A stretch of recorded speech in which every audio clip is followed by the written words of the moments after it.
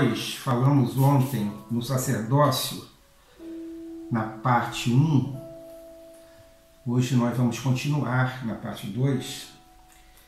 Falamos que a intenção de Deus era que todo o povo de Israel fosse sacerdote. Isso está registrado em Êxodo capítulo 19, versículo 6. Então, e vós me sereis reino sacerdotal e povo santo. Estas são as palavras que falarás aos filhos de Israel. Depois dessa palavra de Moisés, Deus para Moisés, consequentemente Moisés passou para o povo essa intenção de Deus. Todos servissem a Deus. Foi a intenção original de Deus lá no Éden, quando criou Adão e Eva, para que eles fossem sacerdotes de Deus, representassem a Deus, eles expressassem a Deus, mas eles pecaram. Aí Deus faz com que o povo seja sacerdote, eles também pecam. Quando é que eles pecam, Beth? Então, eles pecam quando eles decidem construir o bezerro de ouro. E ali eles estavam adorando aquele bezerro, e não só adorando, mas também oferecendo ofertas àquele bezerro, que é realmente uma coisa que não poderia estar acontecendo. E Números 3, de 6 a 10, nós vamos ver em Números capítulo 3, versículo 9 e 10, nós vamos ver como é que Deus resolve esse problema, já que uma vez que eles pecaram com o bezerro de ouro, aquela intenção de Deus foi anulada. Sim. Mas Deus resolve o problema. De que maneira? Versículo 9.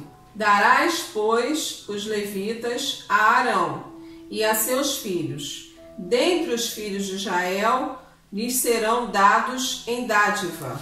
Versículo 10. Mas a Arão e a seus filhos ordenarás que guardem o seu sacerdócio, e o estranho que se chegar morrerá. Deus resolve tirar uma casa, separar uma casa, a casa de Levi, para que a tribo de Levi, e dentro dessa tribo a casa de Arão, para que sirvam como sacerdotes. Então era o povo todo, do povo se resume a uma tribo, e de uma tribo se resume a uma casa. Esse é o modelo sacerdotal do Velho Testamento, que você tem uma pessoa sendo sacerdote, aquela pessoa que você vai ouvir, porque ela ouve a Deus, ela se consagra a Deus, ela é uma pessoa que expressa a Deus. E o sacerdote, na verdade, ele tinha algumas características. Ele era uma pessoa que ele ministrava a Deus, ou seja, os sacrifícios eram levados a Deus. Em cada sacrifício daquele representava uma pessoa.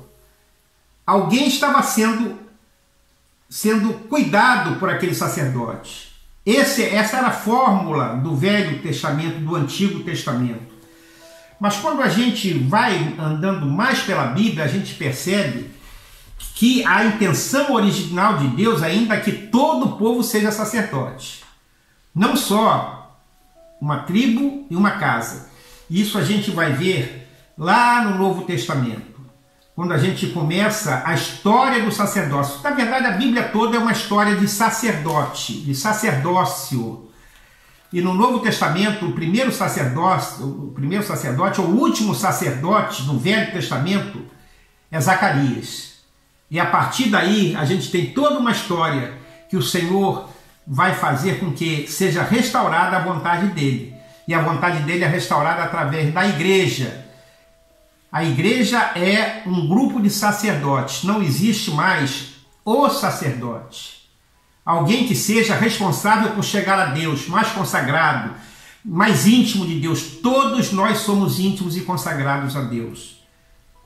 Hoje, nas nossas casas, a gente pode ver isso, não é isso, Beth? Sim. O que você acha com relação à experiência hoje nas nossas casas? Se nós tínhamos uma experiência de depender de um sacerdote, qual é a nossa experiência hoje nas nossas casas? Dependemos de alguém?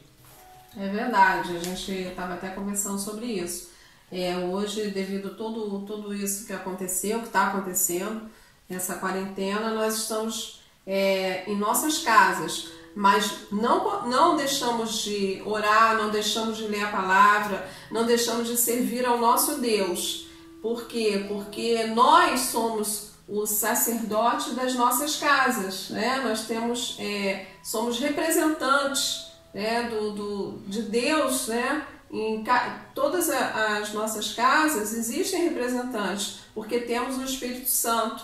Na realidade, nós representamos, nós somos a igreja. Nós, eu, Pedro, você que está aí nos ouvindo, você é a igreja. Aonde quer que você esteja, você é a igreja. Sacerdócio real e nação santa, você é. Você não precisa de um sacerdote. Você é um sacerdote. A sua família é um sacerdote. Sacerdote é aquele que se achega a Deus e que traz Deus também para o homem.